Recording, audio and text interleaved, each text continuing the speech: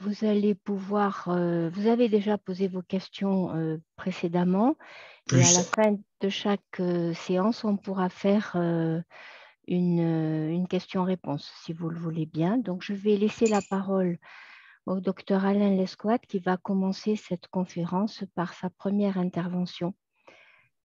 Monsieur Lesquat, je vous laisse la parole. Oui, bonjour, merci Madame Godard. Vous m'entendez bien? Très bien, parfait. Parfait, super, merci beaucoup.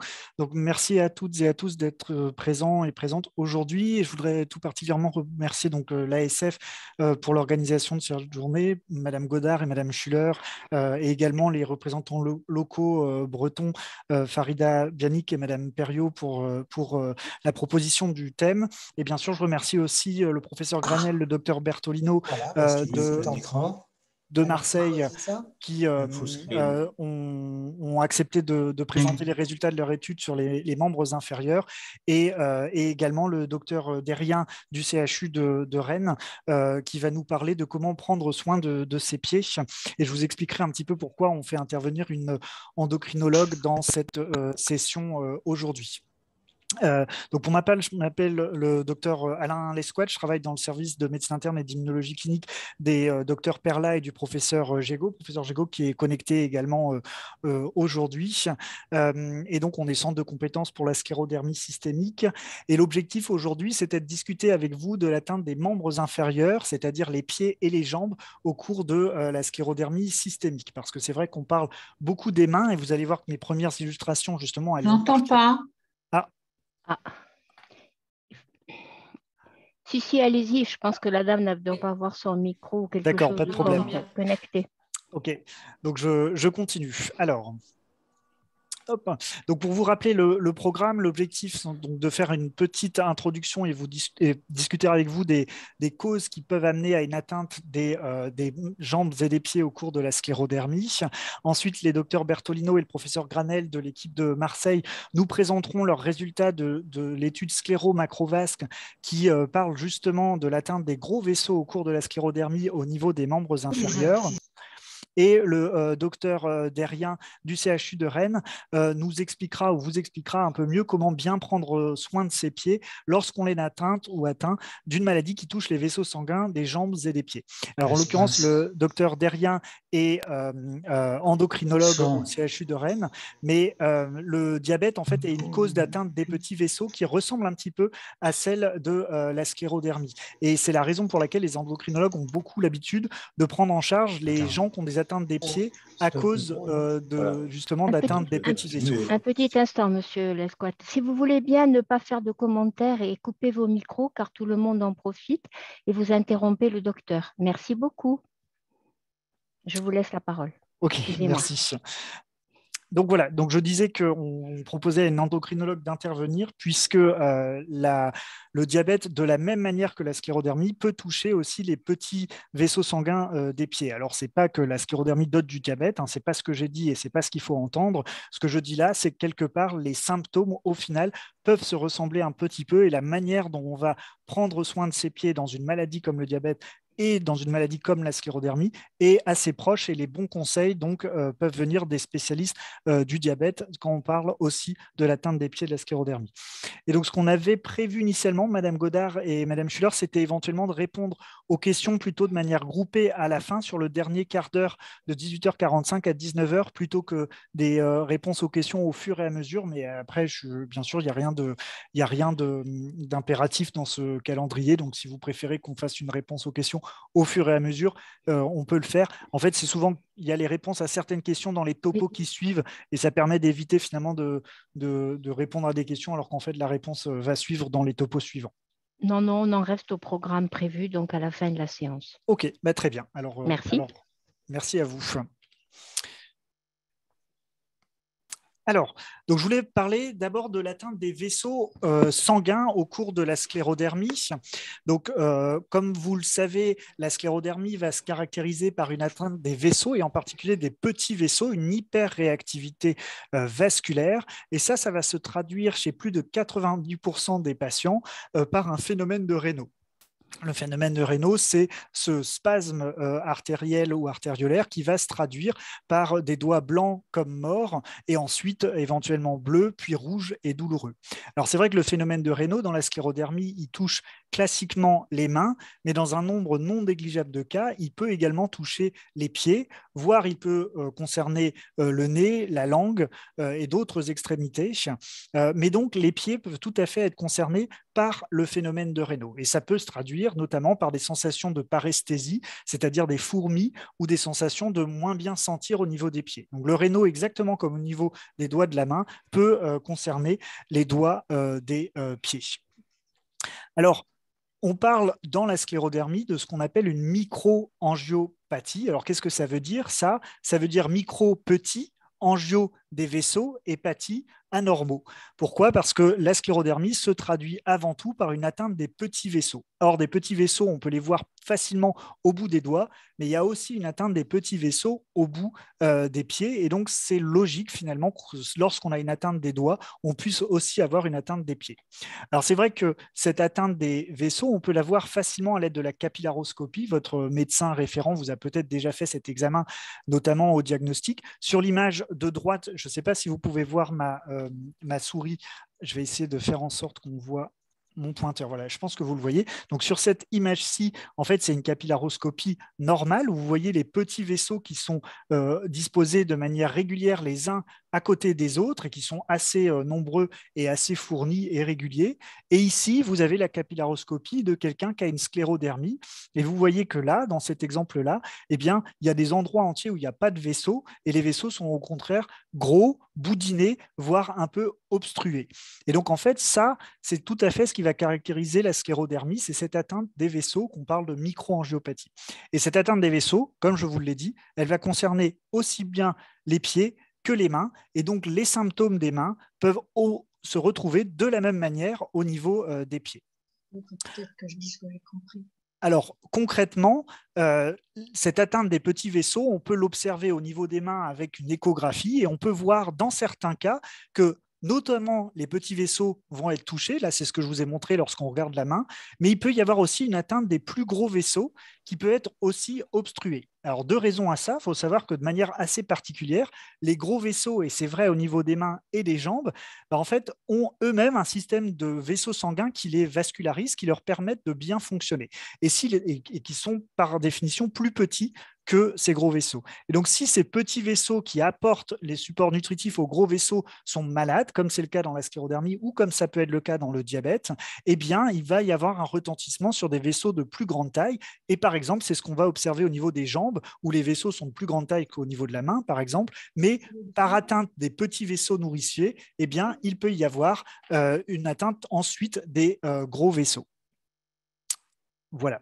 Alors là, je vous montre l'exemple au niveau de la main, mais on pourrait avoir les mêmes résultats au niveau des membres inférieurs, et c'est ce dont va discuter le docteur Bertolino, où vous voyez en fait une artère normale avec le sang qui passe bien et qu'on voit en Doppler couleur, et à l'inverse, dans le cadre d'un patient qui a une sclérodermie, on voit que en fait, il n'y a plus de passage du sang parce que les gros vaisseaux sont malades en plus des petits vaisseaux. Et si on regarde au bout des doigts, eh bien, vous voyez que chez un patient qui n'a pas de sclérodermie, vous allez avoir une vascularisation normale de la pulpe des doigts, alors que quelqu'un qui a une sclérodermie comme ici, eh bien, il va y avoir beaucoup moins de vaisseaux pour aller jusqu'au doigt. Et c'est ça qui donne les ulcères digitaux, parce qu'en fait, il y a moins de sang à arriver jusqu'au bout du doigt. Et bien, de la même manière, au niveau des doigts de pied, on peut retrouver des anomalies tout à fait similaires et qui vont donc se traduire par les mêmes symptômes, c'est-à-dire également des ulcères digitaux, mais non pas cette fois-ci des pieds, des doigts, mais cette fois-ci des pieds. Hop. Alors concrètement, si on regarde un vaisseau sanguin et qu'on regarde en coupe en quelque sorte, comme si on le tranchait comme un saucisson pour mieux comprendre, un vaisseau normal est comme ceci, c'est-à-dire il a une lumière, c'est-à-dire le passage du sang qui est très large et qui est normal, et au cours de la sclérodermie, en fait, il va s'obstruer, il va devenir beaucoup plus petit avec un épaississement des parois qui est caractéristique de la maladie, et on comprend bien du coup que le sang a du mal à circuler dans ces vaisseaux-là, et en particulier aux extrémités, c'est-à-dire aux doigts, mais aussi aux orteils. Alors, Cette atteinte des vaisseaux va donner donc des ulcères digitaux, comme on l'a dit, mais peut aussi donner une lyse de l'os, en fait, le bout qui est ici, comme si vous regardez dans cette main qui est une main d'un patient qui a une sclérodermie, en fait, le bout de l'os est un tout petit peu comme mangé. Pourquoi? Parce qu'il n'a pas assez d'oxygène à aller jusqu'au bout du doigt, ou à l'inverse, il peut y avoir un dépôt de calcinose au niveau des doigts. Et de la même manière qu'il y en a au niveau des doigts, vous aurez compris maintenant qu'on peut observer exactement la même chose au niveau des pieds de quelqu'un qui a une sclérodermie, ce que vous voyez ici, où il y a des dépôts de calcium au niveau des orteils, comme il y en a au niveau des doigts. Et si on regarde le 5e orteil ici, sur cette radiographie des orteils, puisque ici ce sont des pieds, eh bien, on voit que certains orteils, de la même manière, peuvent avoir un peu d'ostéolyse, c'est-à-dire de la résorption de l'os, parce qu'il n'y a pas assez de sang à venir jusqu'au bout des extrémités. Et donc, au niveau des pieds, on va retrouver du rénaux, on peut retrouver un risque d'ulcères digitaux, on peut retrouver un risque de calcinose, un risque de perte osseuse aux pieds et aux jambes. Et donc, c'est vrai que c'est quelque chose qui n'est pas trop raconté parce qu'on parle beaucoup du rénaux des mains, mais en réalité, il y a aussi un rénaux des pieds et vous le savez probablement très bien. Et c'est la raison pour laquelle on voulait discuter de ces points avec vous. Alors, lorsqu'on parle de l'atteinte des membres inférieurs et des pieds, c'est-à-dire des jambes également, au cours de la sclérodermie, il va y avoir plusieurs problèmes qui sont liés à la sclérodermie, soit des problèmes de vaisseau, je viens d'en parler longuement, mais aussi on peut retrouver de l'inflammation musculaire, notamment dans les formes diffuses de la maladie, de l'inflammation des articulations et aussi éventuellement de la fibrose des enveloppes qui sont autour des muscles et des tendons. Et tout ça, ça peut se voir au cours de la sclérodermie, en plus bien sûr de la fibrose de la peau qui peut concerner les doigts, mais qui peut aussi tout à fait concerner les jambes et la peau des membres inférieurs.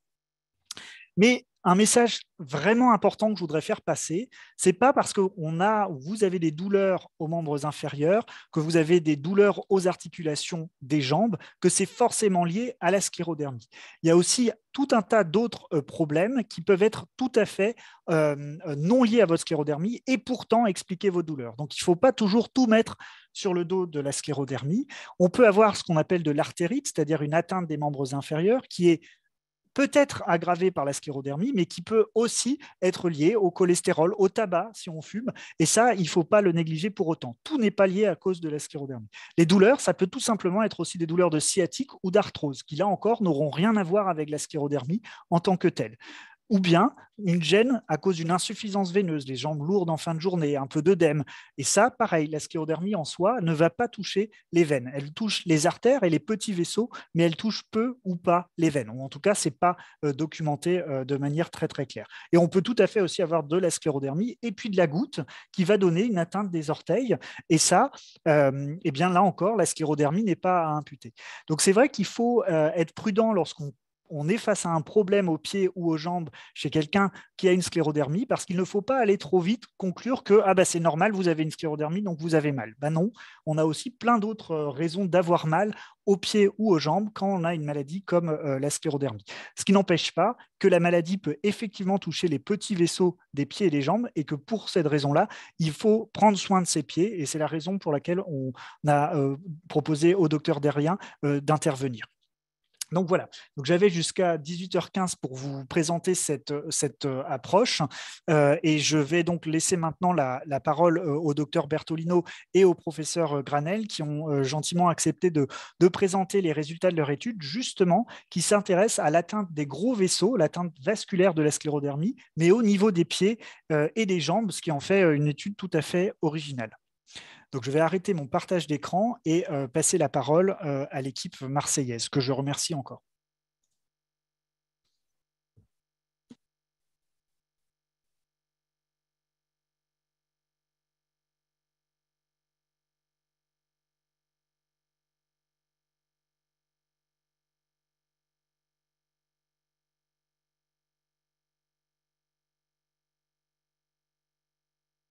Alors, c'est bon pour nous, on voit bien le diaporama là. Pardon, je n'arrivais pas à activer le micro. Bonjour à tous, merci beaucoup. Donc, Julien Bertolino, je suis médecin vasculaire et médecin interniste à Marseille. Et ben, un grand merci déjà à tous les membres de l'ASF et surtout au docteur Lescois de nous avoir invités à discuter et à présenter les résultats donc, du travail qu'on avait réalisé. Donc, c'est un travail que j'avais réalisé pour ma thèse et que j'avais réalisé sous la direction donc, du professeur Granel, où donc, on avait étudié l'atteinte macrovasculaire de la sclérodermie, notamment au niveau des membres inférieurs.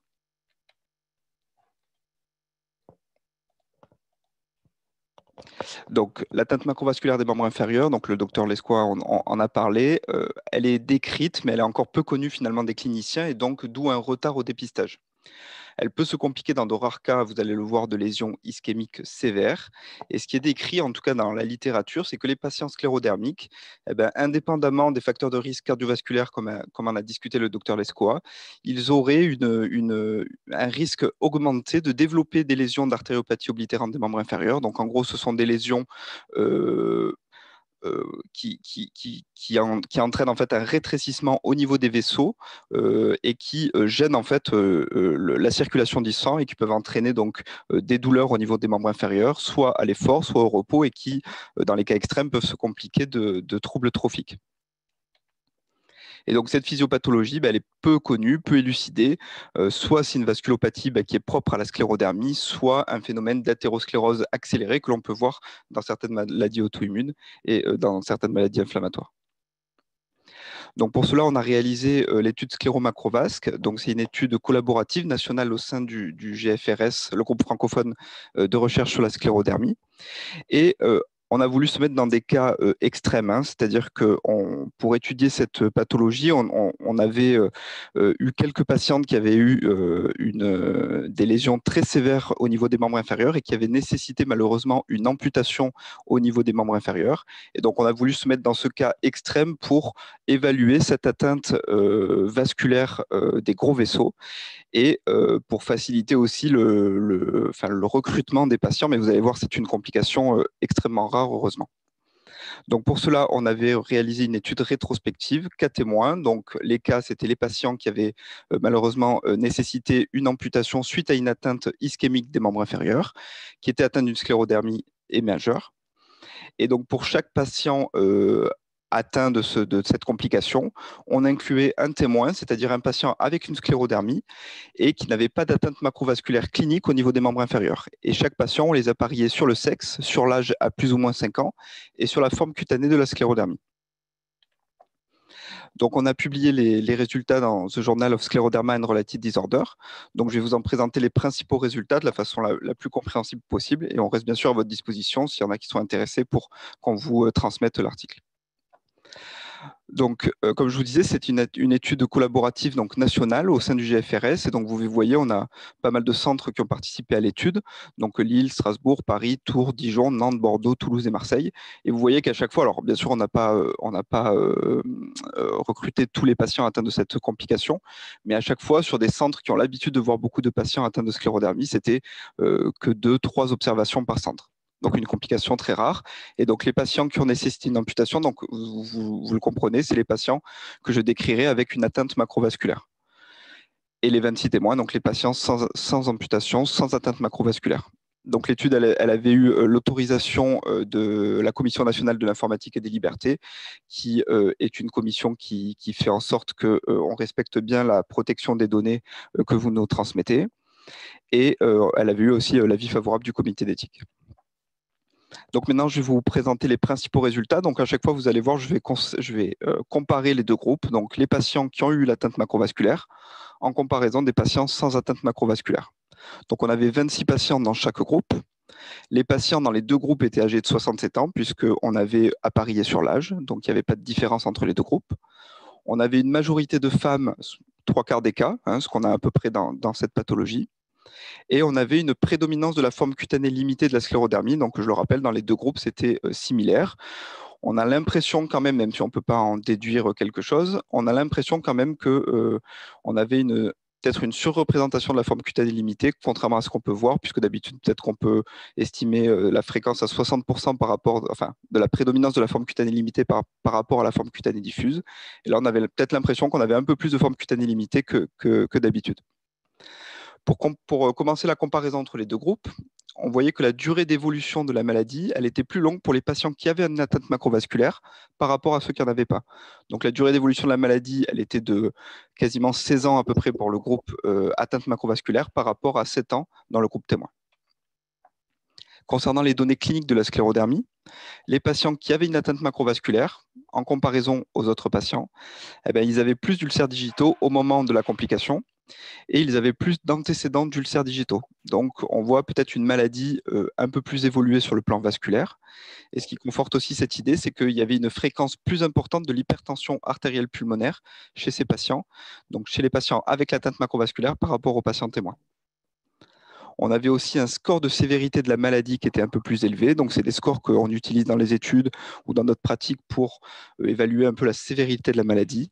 Et ce score, il était plus élevé dans le groupe avec l'atteinte macrovasculaire, ce qui est à mettre en regard de la fréquence plus importante d'hypertension artérielle pulmonaire et d'ulcères digitaux. Même si on n'avait pas de différence sur les formes cutanées de la sclérodermie, on avait quand même l'impression qu'on avait un score de fibrose cutanée qui était un peu plus élevé chez les patients avec une atteinte macrovasculaire, même si c'était des scores qui restaient modérés, donc qui pourraient témoigner peut-être d'une forme un peu plus sévère de la pathologie. Concernant maintenant les facteurs de risque cardiovasculaire, le docteur Lescourt en a bien parlé, c'est-à-dire que les facteurs cardiovasculaires, on sait que c'est un facteur de risque de développer des lésions d'athérome au niveau des membres inférieurs et des lésions significatives d'AOMI. Et donc les patients avec une atteinte macrovasculaire, eh bien, ils avaient une consommation de tabac qui était significativement plus importante dans le groupe avec cette atteinte. Et on avait aussi plus d'antécédents de maladies cardiovasculaires, c'est-à-dire que dans le groupe avec une atteinte macrovasculaire, on avait des patients qui avaient plus fréquemment des antécédents d'AOMI, donc d'artériopathie oblitérante des membres inférieurs, soit parce qu'ils avaient des plaques significatives, des plaques d'athérome sur des échographies, ou parce qu'ils avaient déjà eu la nécessité d'avoir la pose de stent, qui sont des ressorts qu'on met au niveau des artères pour déboucher l'artère en cas d'atteinte sévère. Et ils avaient également plus d'antécédents de coronaropathie, donc c'est un peu le même principe, mais au niveau du cœur. Sur les artères du cœur, la nécessité souvent de poser des stents à ce niveau. Et alors ça, les résultats n'étaient pas significatifs, mais on avait l'impression quand même qu'on avait une tendance un peu plus fréquente à l'hypertension artérielle, qui est aussi un facteur de risque de complications cardiovasculaires et qui est assez rare dans la sclérodermie, sauf dans des complications un peu plus rares. Et là, on avait aussi un peu plus de fréquence d'hypertension artérielle dans le groupe avec l'atteinte macrovasculaire. Concernant les traitements maintenant, dans le groupe avec l'atteinte macrovasculaire, les patients avaient une consommation de corticoïdes qui était plus importante par rapport à l'autre groupe, avec une dose moyenne qui était de 12 mg par jour. Et on sait que la corticothérapie est un facteur de risque de développer des complications dans la sclérodermie. Alors même si ce n'était pas des doses très élevées, voilà, c'était associé quand même à ce risque. Et on avait une consommation également d'antiagrégants plaquettaires et de statines, qui sont des médicaments qui permettent de baisser un peu le cholestérol, même si le résultat n'était pas complètement significatif, qui était un peu plus important dans le groupe avec atteinte macrovasculaire et qui est en regard aussi des antécédents, puisque c'est des patients qui avaient plus de lésions d'artériopathie oblitérante des membres inférieurs et plus de coronaropathie, d'où ces traitements. Donc tous les résultats que je vous ai développés, c'est les résultats qu'on appelle en analyse univariée, c'est-à-dire qu'on prend chaque résultat, enfin chaque item, et on regarde s'il est prédominant dans un groupe par rapport à l'autre. Maintenant, il faut qu'on s'assure que ces items, ce soient des facteurs de risque indépendants. Pour prendre un exemple, par exemple, si on avait, pour ce qui est du tabac, si on avait demandé aux patients sclérodermiques avec une atteinte macrovasculaire, si par exemple elles avaient, je ne sais pas, un briquet sur elles, régulièrement un briquet sur elles, peut-être qu'elles auraient répondu oui. Et donc, on aurait pu conclure que les patientes avec un briquet, elles avaient plus de risque de développer une complication macrovasculaire, alors que vous comprenez bien que finalement, c'est le fait d'avoir le tabac qui complique, qui entraîne des lésions au niveau des artères, et pas le fait d'avoir un briquet. Et ces analyses multivariées, un peu, c'est ce qui nous aide à savoir si ces facteurs de risque sont indépendamment associés à l'atteinte macrovasculaire. Et ce qui ressortait dans cette analyse, c'était que finalement, l'hypertension artérielle pulmonaire, le tabac et les corticoïdes étaient associés comme des marqueurs indépendamment associés à cette atteinte. Maintenant, si on prend seulement les patients avec l'atteinte macrovasculaire, sans les comparer aux autres patients, la durée moyenne au moment où les patients avaient nécessité une amputation, elle était assez élevée aussi, elle était quasiment de 13 ans, donc une maladie assez évoluée. Et peut-être une des données les plus importantes, c'était qu'avant l'amputation, on avait un ulcère au niveau des membres inférieurs chez quasiment la totalité des patients. et que le délai médian, des fois, malheureusement, il était assez réduit, puisqu'il était de 6 mois entre l'apparition de l'ulcère et l'amputation. On a mis une autre étude d'une équipe française également qui avait étudié les troubles trophiques des membres inférieurs chez les patients sclérodermiques et qui retrouvait aussi un risque d'amputation qui était non négligeable chez les patients qui avaient des ulcères artériels ischémiques. Alors après, ça, c'est des résultats qui, voilà, il faut aussi tempérer ça. C'est-à-dire que si vous avez un trouble trophique, le docteur Lescaut l'a bien dit, ce n'est pas forcément à chaque fois un ulcère ischémique. Il peut y avoir aussi des ulcères veineux, des complications sur de la calcinose. Donc tous les ulcères ne sont pas des ulcères ischémiques. Et heureusement, tous les ulcères, même ischémiques, n'évoluent pas vers une amputation. C'est des cas extrêmement rares. Mais le message, en tout cas, c'est de ne pas négliger une atteinte au niveau des membres inférieurs. Donc, je me répète un petit peu, pour rediscuter un peu nos résultats. Donc, finalement, on a vu que cette atteinte macrovasculaire sévère, c'était une complication tardive de la maladie, avec une prédominance peut-être de la forme cutanée limitée, même si on ne peut pas vraiment conclure à ça. Et en tout cas, on a l'hypertension artérielle pulmonaire, qui était un marqueur indépendant associé à cette complication et qui témoigne probablement d'une vasculopathie propre à la sclérodermie en lien avec cette atteinte macrovasculaire. Et associé à ça, le fait de rajouter peut-être un facteur de risque cardiovasculaire comme le tabac, qui est connu pour développer des lésions d'athérosclérose au niveau des artères, peut-être que ça, sur un réseau déjà fragilisé par la maladie, ça peut favoriser la vasculopathie et peut-être favoriser aussi le développement d'athérosclérose. Et également la consommation de corticoïdes qui était associée à cette atteinte, qui peut, pareil, agresser un réseau vasculaire qui est déjà fragilisé par la maladie et potentiellement majorer les facteurs de risque cardiovasculaire, puisque la consommation de corticoïdes, notamment au long cours, elle peut augmenter le risque d'hypertension, le risque d'hyperglycémie ou de dyslipidémie, enfin de cholestérol. Donc en conclusion, l'amputation chez les patients sclérodermiques, donc vous l'avez compris, c'est une complication très rare, mais qui est extrêmement grave de la sclérodermie. C'est une complication qui était plutôt tardive de la maladie, donc chez des patients qui avaient une maladie assez évoluée. Et en comparaison au groupe sans atteinte macrovasculaire, l'hypertension artérielle pulmonaire, le tabac et l'utilisation des corticoïdes étaient des marqueurs qui étaient indépendamment associés à cette complication. Donc peut-être le message à passer, c'est qu'il est important de détecter donc, les facteurs de risque cardiovasculaire, éviter bien sûr, bon ça on le dit à chaque fois, mais bien sûr éviter le tabac. Dans la mesure du possible, limiter l'utilisation de la corticothérapie ou en tout cas à des doses la plus faibles possible, mais on sait que parfois c'est compliqué chez les patients qui ont des douleurs articulaires ou musculaires. Et surtout, peut-être le plus important, on va probablement l'évoquer après, mais c'est de ne jamais négliger un trouble trophique du membre inférieur et qu'il faudrait peut-être discuter la place du dépistage de cette macroangiopathie, même au niveau des membres inférieurs, par des échodoppler artériels chez les patients sclérodermiques. Et donc, je voulais dire encore un grand merci donc, aux patients qui ont accepté de participer à l'étude, aussi bien les témoins que les cas, qui ont accepté qu'on utilise leurs données. Merci au conseil donc, du GFRS qui ont permis d'accorder la réalisation de ce projet. Et merci à tous les médecins qui ont participé à l'étude. Et encore merci au docteur Lescaut et aux membres de l'association de nous avoir permis de présenter nos résultats.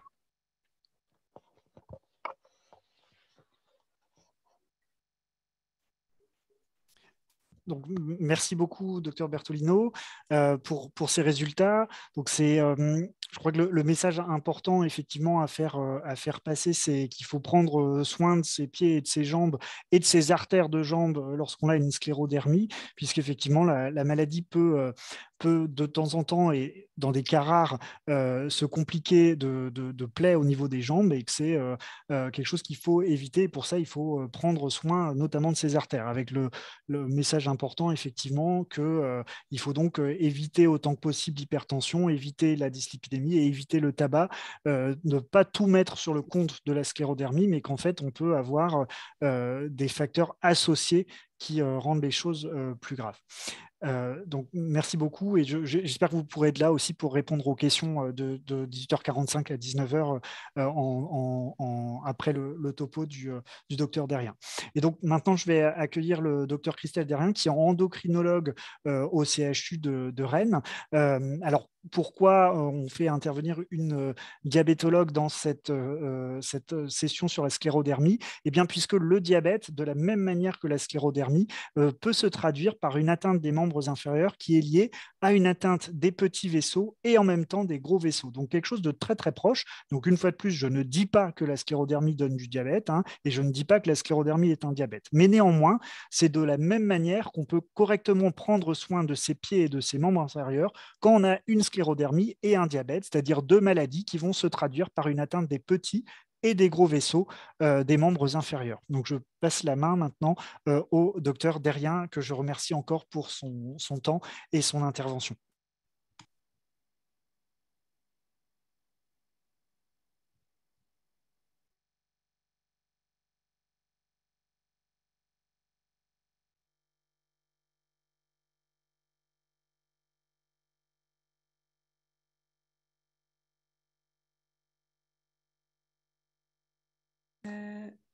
Là, alors par contre, je suis désolée, je voudrais mettre en mode plein écran. Alors, il faut que vous alliez en bas. Ça y est, je crois, c'est non? bon. Oui, c'est bon, c'est en plein écran, c'est parfait. Okay. On vous entend et on voit tout. C'est parfait, merci beaucoup. Donc, effectivement, merci Dr Lesquart, au professeur Gégaud et puis aux membres de l'association de m'avoir demandé d'intervenir ce soir sur la sclérodermie, qui est très honnêtement une pathologie que je connais assez peu, puisque moi, je suis diabétologue et pas médecin interniste. Mais effectivement, suite aux topos qui viennent d'être présentés, je m'aperçois qu'il y a pas mal de points communs sur les lésions possibles. Et contrairement à la sclérodermie, et tant mieux pour la sclérodermie, nous, malheureusement, nos patients diabétiques ont très souvent des atteintes des gros vaisseaux des membres inférieurs, mais également des petits vaisseaux qui donnent effectivement des lésions cutanées potentielles. Et donc, on a vraiment l'habitude de leur donner des conseils de prévention. Donc, ce que je vais faire ce soir, c'est que je vais essayer de vous donner également ces conseils de prévention pour que vous puissiez être vigilants, puisque c'est ça qui va permettre d'éviter, en tout cas en partie, l'apparition des lésions. Alors, voilà, au niveau du diaporama, donc j'ai mis une petite image de syndrome de Raynaud que vous connaissez tous, je pense. C'est vrai que ça touche le plus souvent les mains avec cet aspect de décoloration cutanée, de doigts engourdis et de fourmillement. Mais vous voyez sur cette diapo, je pense que vous voyez ma petite flèche, on peut également avoir ce type de symptômes, bien sûr, au niveau des pieds, ce qui va pouvoir entraîner notamment ce qu'on appelle les engelures, donc photo que je vais vous montrer par la suite, et qui est lié à un trouble de la microcirculation. Alors, ce qui favorise les lésions des pieds, en dehors des atteintes vasculaires, c'est également les déformations potentielles, puisque quand on a des déformations des pieds, ça va pouvoir entraîner des frottements dans les chaussures. Et quand la vascularisation n'est pas bonne, ça va favoriser l'apparition de blessures, de plaies. Alors ici, vous voyez typiquement une rétraction des orteils en griffe, qui peut se voir, je pense, aussi dans la sclérodermie avec les phénomènes de fibrose musculaire ou sous-cutanée. Et puis, vous voyez ici ce qu'on appelle un hallux valgus, qui est quelque chose de très, très banal. Mais quand on a une atteinte de la microcirculation sous-jacente, cette excroissance osseuse de l'hallux valgus peut donner des frottements dans les chaussures et créer l'apparition de plaies qui vont pouvoir avoir du mal à cicatriser du fait de l'atteinte microcirculatoire. Cette photo pour vous montrer également qu'au niveau des talons, on peut assez facilement avoir ce qu'on appelle des zones d'hyperkératose talonnière. Et quand on ne prend pas en charge ces zones d'hyperkératose talonnière, vous voyez qu'on peut voir apparaître des zones de fissures ou de crevasses qui vont être là aussi la source de plaies potentielles par la suite, de surinfection et de difficultés à la cicatrisation. Et puis ici, un aspect d'engelure. Donc attention, parfois, en tout cas dans le diabète, on peut avoir des troubles de la sensibilité. Lorsqu'on a le syndrome de Raynaud actif, on a une perte de la sensibilité au moins temporaire au niveau des extrémités. Et si on expose nos extrémités au froid ou à la chaleur, mais dans le cas particulier au froid, on peut voir apparaître des engelures qui vont entraîner également des lésions cutanées. Alors, pour éviter que toutes ces choses puissent entraîner des lésions par la suite, il y a des conseils de prévention qu'en diabétologie, on appelle les 10 commandements. Et c'est surtout ça que je vais voir avec vous ce soir. Donc, dans ces 10 commandements, le premier, c'est d'avoir le réflexe d'inspecter tous les jours les pieds. Ça paraît tout bête, mais si tous les jours, vous passez 1 ou 2 minutes à regarder vos pieds et vos orteils, vous pourrez repérer des zones d'hyperkératose, donc ces zones de peau épaissie. Vous pourrez repérer des colorations anormales qui peuvent être le témoin de zones de microcirculation altérées. Et si on les prend en charge précocement, on va pouvoir essayer d'éviter en tout cas l'apparition de lésions. Deuxième élément, c'est signaler rapidement toute lésion ou toute coloration suspecte à votre médecin pour qu'il puisse y avoir une prise en charge rapide, et notamment s'il y a, comme on l'évoquait, des zones de nécrose ou d'ulcération qui apparaissent. Il est conseillé également d'entretenir ses pieds, bien sûr, très régulièrement, et notamment de ne pas hésiter à laver ses pieds régulièrement à l'eau tiède et au savon, l'idéal étant bien sûr tous les jours. Mais il faut éviter les bains de pieds. Alors, pourquoi éviter les bains de pieds? Parce que les bains de pieds, ça va ramollir la peau. Et si votre peau est fragile, ça va favoriser l'apparition de plaies. Donc, on conseille de laver ses pieds plutôt sous la douche, à l'eau et au savon. Et si vous voulez utiliser une bassine ou une cuvette pour laver vos pieds, faites bien attention d'abord de vérifier avec votre main que la chaleur de l'eau n'est pas trop importante pour ne pas risquer de vous brûler. Et ensuite, on fera tremper les pieds au maximum 5 minutes, c'est-à-dire seulement vraiment le temps de mettre du savon sur ses mains pour pouvoir laver les pieds ensuite, bien les rincer et ensuite les sortir. Et ce qui est également très important, c'est de penser à bien essuyer les pieds et notamment entre les orteils pour éviter les macérations cutanées, éviter les surinfections, notamment à type de mycose qu'on appelle intertrigo, qui vont pouvoir également générer des plaies. Ensuite, pour couper les ongles, bien sûr, il faut les couper, mais il ne faut pas les couper trop courts. Et surtout, il ne faut pas les couper dans le coin, dans le bord, comme on a tendance à faire, parce que ça va favoriser les ongles incarnés. Et les ongles incarnés vont également favoriser les surinfections et les plaies. Donc, on va plutôt couper droit, au carré, et arrondir les coins avec une petite lime à ongles en carton. En cas de peau très sèche, il ne faut pas hésiter non plus à appliquer une crème hydratante de façon quotidienne sur toute la surface du pied. Par contre, attention, évitez d'en mettre entre les orteils, ou si vous en mettez entre les orteils, faites vraiment bien pénétrer, là aussi de façon à éviter tout ce qui est macération. Si vous avez des zones de kératose, d'hyperkératose importantes, notamment au niveau de vos talons, ou parfois ça peut être sur le côté des premiers ou des cinquièmes orteils, donc sur le côté du pied, n'hésitez pas à les poncer, mais avec quelque chose qui ne va pas être agressif. Ne prenez surtout pas un scalpel, surtout pas quelque chose qui va couper, mais poncez-les plutôt avec une râpe douce ou un équivalent de pierre-ponce.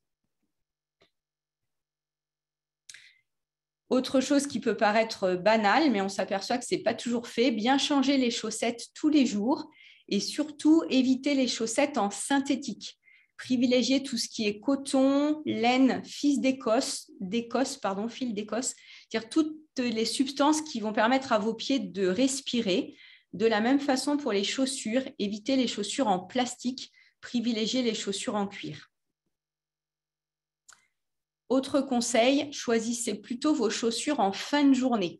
Beaucoup de personnes ont un petit peu d'insuffisance veineuse, ce qui va favoriser l'œdème et le gonflement des jambes en fin de journée.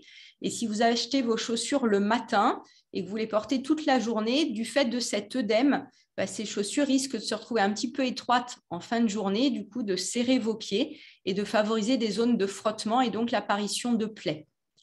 Ces chaussures doivent être également le plus souple possible, suffisamment larges.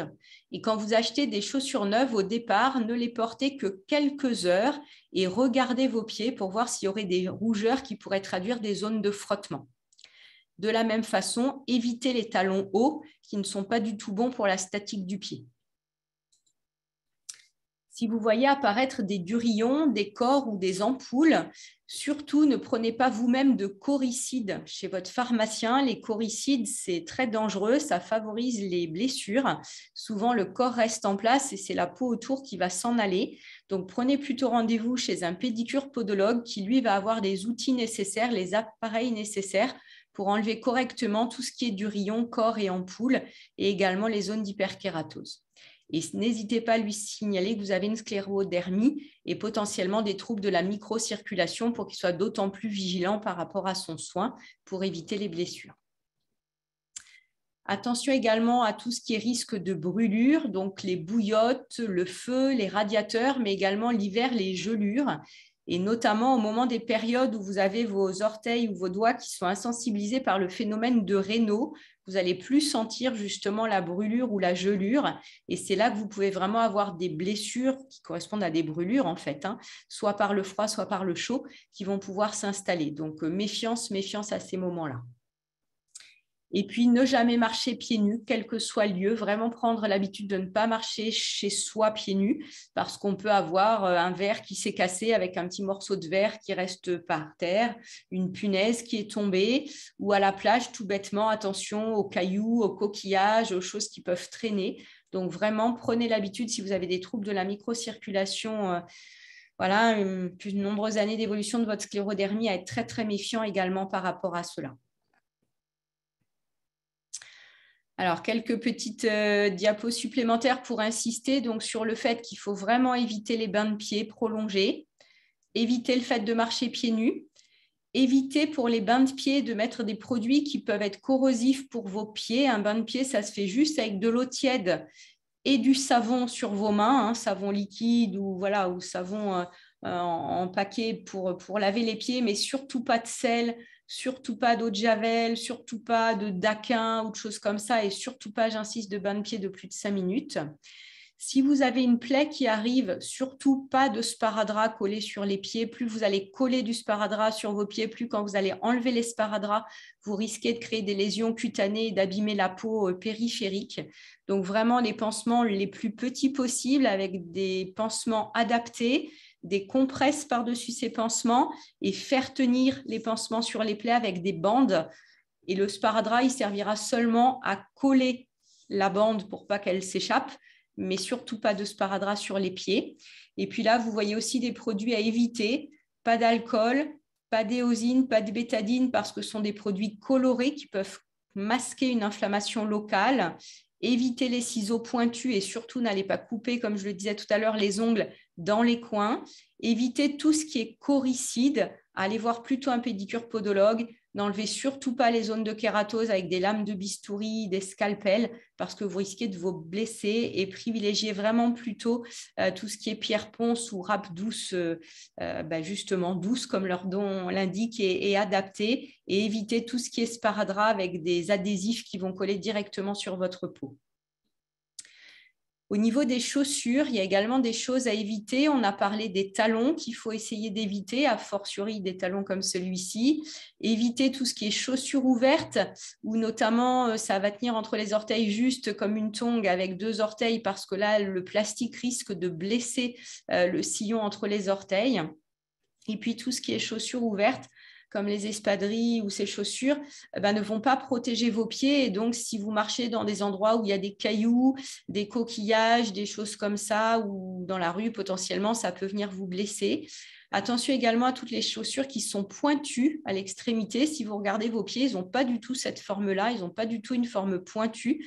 Donc, il faut vraiment que vos pieds ils arrivent à s'étaler correctement dans les chaussures, qu'ils aient suffisamment de place pour se poser à plat et qu'ils ne soient pas regroupés et chevauchés au niveau des orteils les uns sur les autres.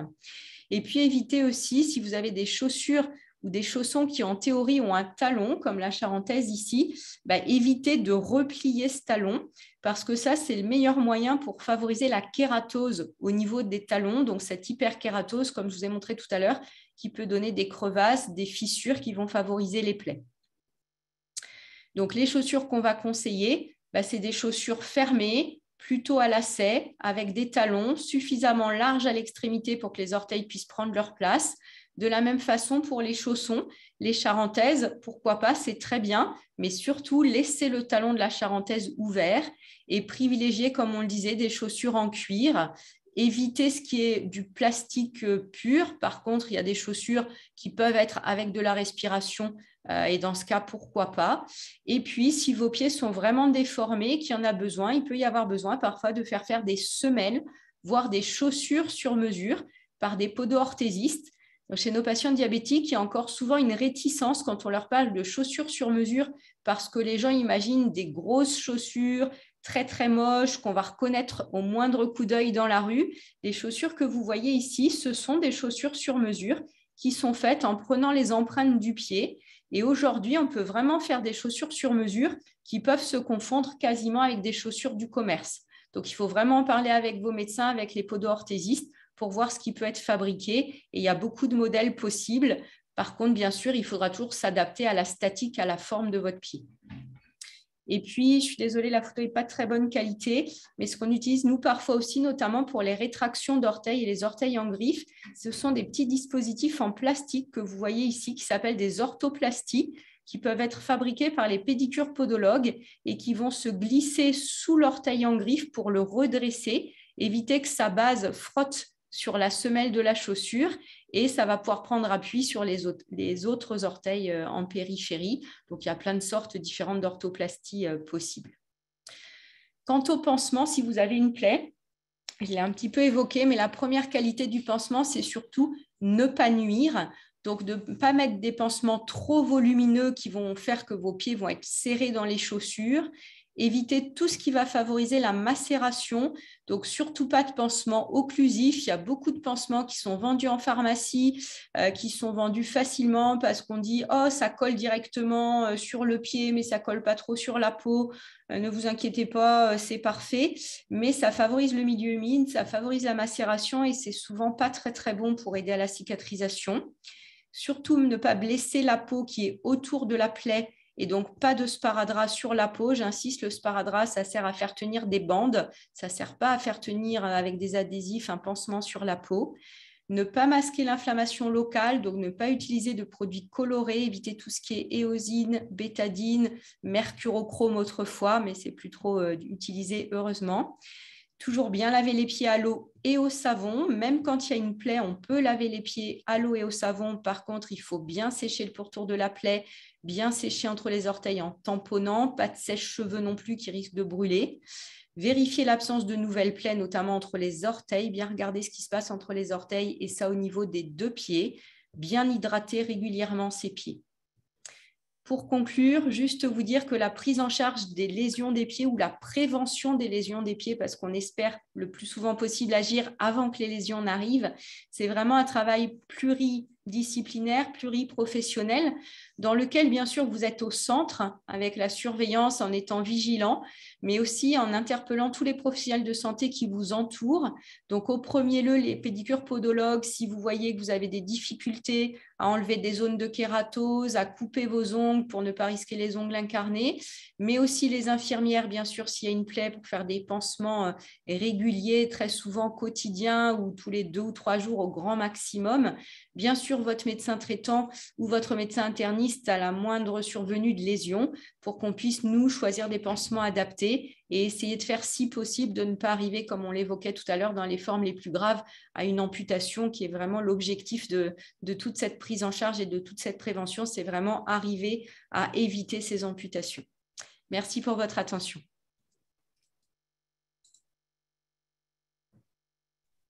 Je vais essayer. Alors, merci beaucoup. Merci.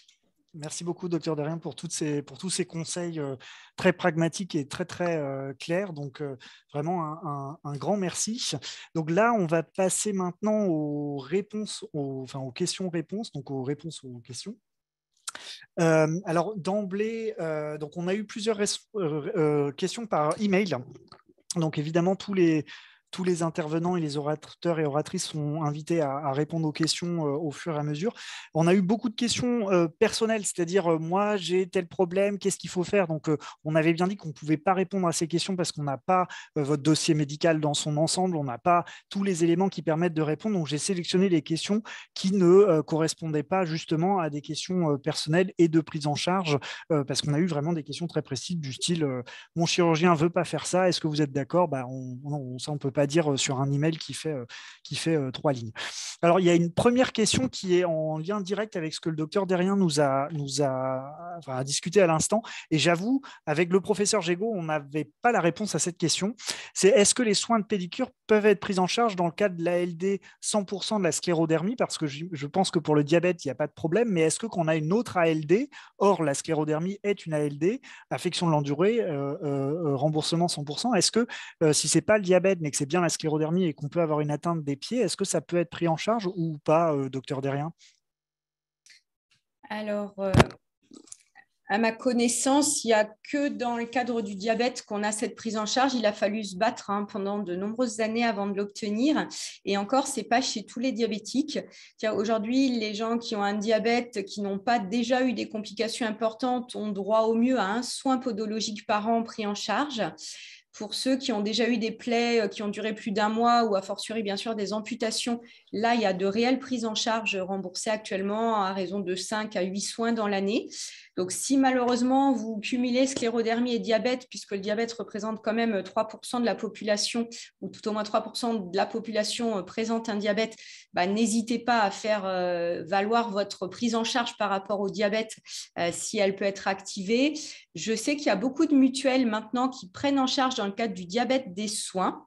Peut-être qu'au niveau de la sclérodermie, il faut interroger les mutuelles et peut-être qu'au niveau des associations, puisqu'on est là dans un cadre d'une intervention menée par une association de patients, il faut aussi agir au niveau de l'association, au niveau des autorités de santé avec l'aide des médecins internistes pour revendiquer le fait que dans la sclérodermie aussi, en tout cas à certains stades, ou en tout cas je pense pour les gens qui ont déjà eu des lésions au niveau des pieds, que ce serait important, en tout cas à mon avis, sûrement de faire prendre en charge ces soins. Pour les gens qui ont des artériopathies, donc des atteintes artérielles significatives dans le cadre du diabète, maintenant, même si on n'a pas d'atteinte neurologique, il y a des prises en charge possibles. Voilà, mais à ma connaissance, pour l'instant, ça reste quand même limité dans le cadre du diabète. Après, à voir auprès des mutuelles, je pense que ça peut peut-être se discuter auprès de certaines mutuelles. D'accord, merci beaucoup. Donc, un message pour l'ASF, c'est que si on veut travailler sur un remboursement chez les patients qui ont eu des ulcères, peut-être qu'il y a un travail à mener de concert. Alors ensuite, dans les autres questions, il y avait est-ce que la sclérodermie peut générer de l'arthrose dans les doigts de pied quand on a une quarantaine d'années, si on a du syndrome de Raynaud aux mains et aux pieds? Alors, pour ma part, ma réponse serait à la fois oui et non. Alors, la première réponse, ce serait non. En soi, le Raynaud ne donne pas d'arthrose, donc plutôt non. Après, le versant oui, ce serait de dire dans certains cas où la sclérodermie est déformante, parce qu'on va imprimer des contraintes à certaines articulations à cause d'une sclérose cutanée importante, par exemple, eh bien, oui, on peut voir de l'arthrose liée à ces contraintes de position. Mais je pense que c'est vraiment loin d'être la majorité des patients et patientes, et donc c'est des situations assez rares finalement. Mais donc dans la majorité des cas, est-ce que le Raynaud lié à la sclérodermie donne de l'arthrose? La réponse c'est non. Alors ensuite, c'est pas une question, il y avait juste écrit ça, engelure aux orteils. Donc j'en ai déduit, est-ce qu'on peut avoir des engelures aux orteils à cause de la sclérodermie? Alors là, la réponse c'est oui, et est-ce que c'est lié en tant que tel à la sclérodermie? C'est plutôt non, là c'est lié au Raynaud, c'est qu'on peut aussi avoir des engelures liées au Raynaud, même quand on n'a pas de sclérodermie. C'est-à-dire dans un Raynaud banal, lorsqu'on protège mal ses orteils du froid, lorsqu'on laisse ses pieds à l'humidité, eh bien, on peut faire des engelures. Et ça, il n'y a pas besoin d'avoir une sclérodermie pour faire des engelures. Donc, par contre, a fortiori, quand on a une maladie qui donne du Raynaud, oui, on peut avoir plus facilement des engelures. Les engelures qui sont liées en fait à la stase veineuse qui finit par devenir délétère pour la peau et créer une petite inflammation locale. Alors ensuite, il y avait une question un peu personnelle, mais je pense qu'elle est facile à répondre, c'est pour ça que je l'ai laissée. Je suis atteinte de lymphœdème, est-ce que cela fait partie de la sclérodermie? En l'occurrence, pas franchement. L'atteinte des lymphatiques, donc lymphœdème, c'est l'œdème lié aux lymphatiques, et pas en lien direct avec la sclérodermie. Comme on l'a dit, la sclérodermie, c'est avant tout les petits vaisseaux avec un retentissement éventuellement artériel, pas trop veineux, il y a de l'insuffisance veineuse, mais elle n'est pas liée à la sclérodermie en tant que telle, ou en tout cas, ce n'est pas démontré. Mais j'ai le sentiment pour ma part que ce n'est pas lié à la sclérodermie elle-même. Et l'atteinte lymphatique, pas plus que ça non plus. Alors, est-ce que pour autant, ça veut dire qu'on peut faire des œdèmes en lien avec sa sclérodermie? Éventuellement, dans certaines situations, par exemple, en cas exceptionnel de crise rénale, il faut savoir être attentif à ce genre de situation, ou en cas d'hypertension artérielle pulmonaire avec un retentissement sur les membres inférieurs, on peut voir de l'œdème. Donc, ça ne veut pas dire du coup que tout œdème n'est pas lié à la sclérodermie, mais la plupart du temps, ce ne sera pas le cas. Donc, les soins de pellicule, on a répondu à la question. Alors, ensuite, ensuite, il y avait deux questions qui sont ici, qui étaient la sclérose à la mousse dans le cadre des saphènes de la jambe et qui étaient reposées ici, échosclérothérapie à la mousse, avec la notion également de l'intervention chirurgicale en cas d'insuffisance veineuse. Alors, on a posé la question à nos collègues de chirurgie vasculaire et de médecine vasculaire. Leur réponse a été de dire il n'y a pas de contre-indication de principe, mais quelqu'un qui a déjà fait des complications aux membres inférieurs de type ulcère, ou bien qui a de la sclérose cutanée des membres inférieurs, des jambes et des pieds, ce qui n'est pas la majorité des patients, mais ceux qui ont ça, ceux qui ont une forme diffuse de la maladie, avec de l'inflammation des jambes liée à la maladie, le conseil était plutôt d'éviter ce type de chirurgie. Alors, professeur Gégaud, je sais que vous êtes connecté, si vous voulez ajouter un point vis-à-vis de ça. Non, non, parce que tu as répondu tout à fait. C'est-à-dire qu'il n'y a pas d'opposition de principe si on a un patient sclérodermie, mais après, il faut un peu de bon sens. Et un angiologue qui connaît son job, s'il y a des ulcères, s'il y a une peau qui est impeccable, il n'ira pas prendre de risques aussi minimes soit-il. Mais peut-être que nos collègues marseillais en plus, parce que moi, je n'ai pas du tout la pratique de la sclérose, hein, pas du tout.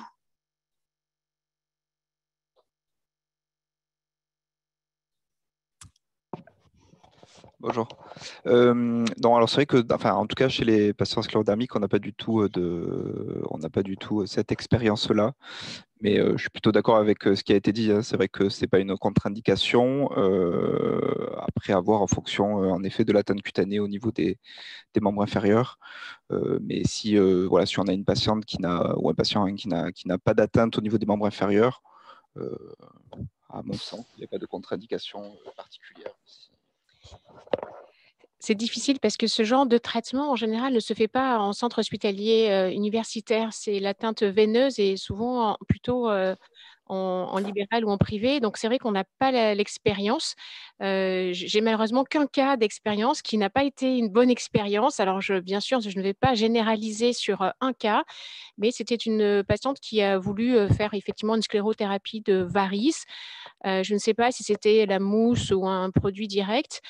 Quoi qu'il en soit, je pense qu'il faut vraiment préciser à l'angiologue qui le fait que vous avez une sclérodermie et que donc la peau est plus fragile. Et elle, est-ce que c'est la diffusion du produit en dehors de la veine? Je ne sais pas, mais ça lui a entraîné des endroits là où il y a eu l'injection du produit, une peau qui s'est un peu fibrosée avec une hyperpigmentation séquelaire. Et également une petite thrombophlébite superficielle. Bon, c'est un cas, je ne peux pas généraliser, mais je pense qu'il faut rester quand même prudent sur cette atteinte-là. Et j'aurais tendance plutôt à favoriser les choses un peu plus simples, comme les bas de contention.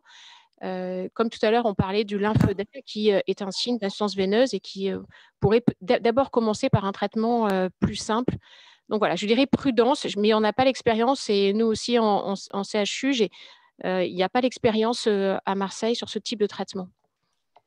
Très bien, merci beaucoup. Et c'est vrai que voilà, notre collègue justement qui est en vasculaire, qui est plutôt en ville, était aussi prudent, hein, c'est-à-dire l'idée de c'était pas un non ferme et définitif, mais dès lors qu'il y a une atteinte des jambes, effectivement, dès lors qu'il y a une atteinte cutanée, méfiance. Et je pense qu'aussi un autre point, c'est qu'il faut vraiment aller vérifier les artères des jambes. S'il y a un risque que les artères soient malades et donc un risque éventuel de mauvaise cicatrisation, probablement qu'il vaut mieux éviter ce type d'intervention. Alors ensuite, il y avait une des questions, y a-t-il des aliments qui soutiennent le meilleur fonctionnement des membres inférieurs dans le cadre de la sclérodermie? Alors honnêtement, non, pas à ma connaissance. Par contre, je vous invite à contacter l'ASF qui a fait tout un petit livret sur l'alimentation conseillée pour un patient qui a une sclérodermie. Alors ce ne sera pas par rapport à ses membres inférieurs, mais néanmoins, vous aurez des conseils intéressants, je pense, pour l'alimentation au cours de la sclérodermie.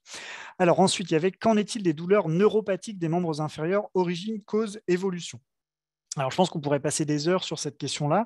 En tant que telle, la sclérodermie, en tant que telle, ne donne pas d'atteinte neurologique périphérique. Elle ne touche pas en tant que telle les nerfs. Donc, à mon sens, la sclérodermie comme maladie ne va pas donner à elle-même d'authentiques douleurs neuropathiques. Alors, c'est difficile de généraliser. Dans certains cas, on peut voir des patients qui ont des douleurs d'allure neuropathique, donc je ne peux pas faire une réponse simple, mais à mon sens, ce n'est pas classique d'avoir, à cause de la sclérodermie elle-même, des douleurs neuropathiques des membres inférieurs. Alors, les causes des douleurs neuropathiques, elles peuvent être multiples. Là, il y a vraiment, c'est l'encyclopédie de la médecine. Un pourvoyeur éventuel, c'est le diabète, on en a déjà parlé. Et l'évolution, ça va dépendre de la cause. Donc là, on va avoir du mal à répondre précisément. Mais en tant que telle, la sclérodermie n'est pas classiquement une grande pourvoyeuse de douleurs neuropathiques des membres inférieurs. Alors ensuite, les calcinoses sont-elles fréquentes au niveau des pieds et sous les pieds? Alors oui, probablement qu'elles sont plus fréquentes que ce qu'on pense, qu'on s'y intéresse pas trop, mais il peut tout à fait y avoir des calcinoses au niveau des pieds. On sait que les calcinoses, elles sont favorisées par les points de pression. On va avoir des calcinoses au coude, au genou, au menton, parce que c'est des endroits où on peut avoir des points de pression plus souvent, ou au bout des doigts, notamment quand on tape à l'ordinateur. Et en fait, donc, c'est pas inattendu d'en retrouver au niveau des pieds. Et dernière question qui nous avait été posée à l'avance, quel traitement contre les douleurs musculaires de la sclérodermie? Là encore, la réponse, elle n'est pas simple, parce qu'il peut y avoir une authentique atteinte musculaire dans la sclérodermie, mais c'est quand même souvent des formes plutôt diffuses, des formes inflammatoires. On parle même des fois de scléromyosite pour dire qu'il y a de l'inflammation.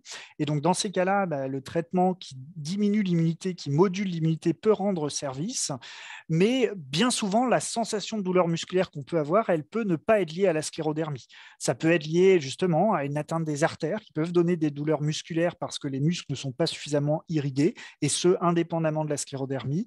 On peut avoir de l'insuffisance veineuse qui peut donner des sensations de gêne musculaire, de faiblesse musculaire, de jambes lourdes en fin de journée. Donc là, attention sur les douleurs musculaires, ne pas toujours dire que c'est responsable, le responsable c'est la sclérodermie et que c'est en traitant la sclérodermie qu'on réglera les douleurs musculaires, parce que c'est loin d'être la règle générale.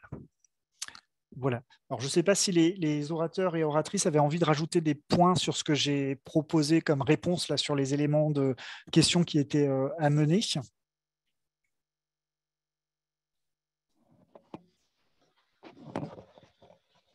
Non, rien de... Enfin, nous... Non, les photos d'ailleurs du docteur Christelle derrière montraient bien que la calcinose, malheureusement, effectivement, peut se voir. Ou c'est toi, Alain, qui montrait des photos avec. C'est moi, oui. C'est toi, voilà, avec des dépôts calciques. Pour ceux qui ont bien observé ta présentation, c'est vrai que cette calcinose sous les pieds, voilà, comme là, tu l'avais bien montré, on voit bien ce dépôt. Et je pense que si on faisait des radiographies systématiques, probablement qu'on en verrait davantage. Donc, c'est vrai qu'on est alerté quand elle est symptomatique, quand elle entraîne une déformation. Et du coup, il faut vite aller à la radiographie parce que la prise en charge est un peu particulière. Et ça existe. Et les séries qui ont étudié le pied sclérodermique, effectivement, ont montré jusqu'à 15-18% de possibilité d'avoir de ces dépôts calciques. Donc ça, je pense que c'est une atteinte qu'il ne faut pas négliger en lien avec la sclérodermie. Et qui n'est pas très bien connue, en fait, je trouve. Nous, on ne fait pas de radio des pieds systématique, et c'est vrai que, après, si ce n'est pas gênant, c'est peut-être pas la peine d'aller rechercher forcément, mais en tout cas, c'est vrai qu'à mon avis, il faut y penser, on n'y pense peut-être pas assez souvent. Alors, il ne nous reste plus beaucoup de temps. J'ai vu qu'il y avait quand même des questions dans la discussion. Alors, on avait promis 19h à la fin, donc on peut peut-être décaler un tout petit peu à 19h05, 19h10, mais pas plus. Alors, donc les questions du chat. Alors, je regarde. Alors, j'essaie de les retrouver, mais elles sont un peu dans la... Alors, est-ce que quand on a une sclérodermie et un diabète, on multiplie les risques? Alors, probablement qu'on augmente les risques d'avoir une atteinte des artères des jambes, effectivement. Et donc, un des messages importants du docteur Bertolino, c'était effectivement, attention quand on a des facteurs de risque cardiovasculaire. Alors, qu'est-ce que ça veut dire ça? Ça veut dire des facteurs de risque d'abîmer ses artères. En gros, c'est quoi? C'est l'âge. Bon, ça, on n'y peut pas grand-chose. C'est le tabac, un grand pourvoyeur. C'est le diabète. C'est les dyslipidémies, c'est-à-dire l'élévation du cholestérol. Eh bien, lorsqu'on a ça, il faut à tout prix contrôler ça. Alors, contrôler l'âge, on est d'accord, c'est pas possible, mais au moins contrôler le reste pour éviter. Et donc, un diabète bien équilibré, ça va au moins éviter de multiplier les risques d'avoir une atteinte artérielle des membres inférieurs. Alors, ensuite, il y avait de l'info sur quelles chaussures. Alors, donc, complément alimentaire, on a répondu à la question qu'en soi, il n'y avait pas d'éléments majeurs à attendre. Voilà, une réponse de Marie-Josée qui dit non, et c'est fort dommage. Voilà. Alors, là, il y a une une question personnelle, là, plus spécifique, difficulté à monter les escaliers, raideur, fibrose des membres inférieurs, ben là, il faudra voir avec votre docteur référent, parce que c'est une question plus personnelle. Est-ce que les massages des pieds peuvent améliorer la circulation? C'est difficile à faire soi-même. Alors oui, je pense que ça peut ne pas nuire, tout en faisant attention de ne pas être traumatique. Hein. Là, je reviens sur les messages donnés par le docteur Derrien. De rester prudent. Et bah, oui, c'est difficile à faire soi-même, mais là, et d'autant qu'on est une atteinte des mains, je suis d'accord. Peut-être éventuellement voir avec votre kinésithérapeute s'il peut vous aider un peu. Voilà. Alors, peut-on utiliser sur une peau sans plaie du beurre végétal enrichi en collagène marin? Alors, je n'ai pas l'expérience. Aujourd'hui, il y a une dame en consultation qui a justement une hyperkératose des talons et qui m'a dit qu'elle mettait de la graisse de mouton et que c'était formidable. Donc, je vous passe le mot. Si vous trouvez de la graisse de mouton, il semblerait que c'est formidable pour l'hyperkératose. Alors, du topo du docteur Derrien, c'était vraiment l'idée de trouver un corps gras, mais attention, sans macération. Pour l'hyperkératose, docteur Derrien, vous me corrigez si je dis des bêtises. Donc, pourquoi pas? J'avoue que je ne connais pas le beurre végétal spécifiquement, et alors enrichi en collagène marin, encore moins. Voilà. Le collagène à boire, je ne vois pas ce que ça peut apporter. Oui, pardon. Non, juste pour le beurre végétal, je ne sais pas. Pour la graisse de cochon, moi, je n'essaierai pas ça parce que je ne sais pas ce qu'il y a dedans et que ce n'est pas tellement du gras qu'on veut, mais c'est quelque chose qui hydrate. Et donc, bon, en pharmacie, hein, mais c'est un coût, ce n'est pas remboursé pour la plupart de ces produits. Il y a des crèmes hydratantes spécifiques justement pour les peaux fragiles et pour les pieds des diabétiques. Donc ça, je pense que vous pouvez tout à fait les utiliser. Donc, je ne vais pas faire de pub pour aucun produit. Et autrement, il y a quand même un produit qui est remboursé qui s'appelle le Dexeril pour les tubes, les gros tubes, parce que les petits ne sont pas remboursés à 250 millilitres. Ça, normalement, ça peut être remboursé. Et bon, il ne faut pas hésiter à en mettre vraiment régulièrement tous les jours, mais c'est quelque chose qui est disponible en pharmacie sur ordonnance. Alors voilà, ensuite, l'épine calcanéenne peut-elle être due à la sclérodermie? Alors en tant que telle, à mon sens, non. Sauf si c'est une calcinose qui s'est mise en regard. Et dans ce cas-là, oui, effectivement, ça peut être la sclérodermie qui peut participer à ça. Et donc, docteur Derrien, c'était la graisse de mouton, mais je pense que ce soit de la graisse de cochon ou de mouton, effectivement, c'est à peu près pareil. Il vaut mieux, effectivement, privilégier le Dexeril crème hydratant. Merci beaucoup. Alors, voilà, je ne vois pas d'autres questions dans le chat. Il est 19h07. Peut-être qu'on pourra conclure. Je ne sais pas, Madame Godard, Madame Schuller. Oui, je suis là. Je voulais surtout vous dire un grand merci parce qu'on a appris plein de choses. C'était intéressant. Bon, c'est vrai que vous avez parlé des examens du pied. Jamais personne ne m'a demandé si j'avais quoi que ce soit au pied, ni n'a fait une radio, alors qu'on fait pour les mains, qu'on fait pour beaucoup de choses. Alors ça pourrait être peut-être prévu dans le bilan d'année tous les ans, de façon à avoir au moins une base. Et puis si tout va bien, bon, on ne le fait que tous les 2 ans ou tous les 3 ans. Et puis je pense que surtout, j'ai beaucoup, beaucoup aimé les 10 commandements. Et je pense que si le docteur Derrien est d'accord, ça va peut-être figurer dans le petit journal pour rendre service à de nombreux patients et de nombreux adhérents. Parce que franchement, ça aide bien et certainement, on fait tous plein de choses qu'il ne faut pas faire. Donc, ne serait-ce que couper les ongles comme il ne faut pas. Donc, je voulais vous remercier à tous. Merci de votre présence. Merci d'avoir répondu à toutes nos questions. On en a certainement plein d'autres. Donc, éventuellement, on revient.